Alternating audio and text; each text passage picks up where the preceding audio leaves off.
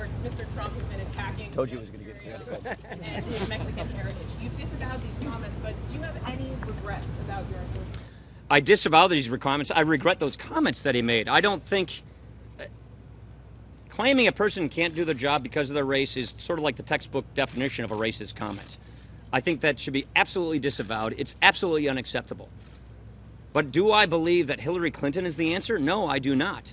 Do I believe that Hillary Clinton is going to be the answer to solving these problems? I do not. I believe that we have more common ground on the policy issues of the day, and we have more likelihood of getting our policies enacted with him than we do with her. But I do absolutely disavow those comments. I think they're wrong. I don't think they're right-headed.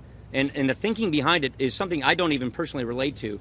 But at the end of the day, this is about ideas. This is about moving our agenda forward, and that's why we're moving the way we're moving. Anyway. So how concerned are you that you spent a lot of time on this agenda, that he makes comments like these, it's going to undercut what your party is trying to sell you? I do think these kinds of comments undercut these things, and I'm not going to even pretend to defend them. I'm going to defend our ideas. I'm going to defend our agenda. What matters to us most is our principles and the policies that come from those principles and our ability to give the people of this country a better way forward. A better way is what we're up to here, and we believe we have a better likelihood of passing that than we would have with President Clinton. When you were in Columbia, South Carolina back in January, that's the last time you were talking at length about poverty. Donald Trump... In public. In public. And Donald Trump was not one of the Republican presidential candidates who showed up. You said at the time that you hoped that he would, if he was the nominee, that he would go to some urban centers and talk about poverty in a way that Mitt Romney did not do in 2012. Two-part question. First, I'm wondering if he is on board with these specific policies that you laid out today, if you briefed him on them fully. And second, have you talked to him specifically about going to some of these cities while he campaigns for president? I haven't talked to him about where he should campaign. I have discussed with him the tone of his campaign, the ideas, and we have had an exhaustive discussion about these policies.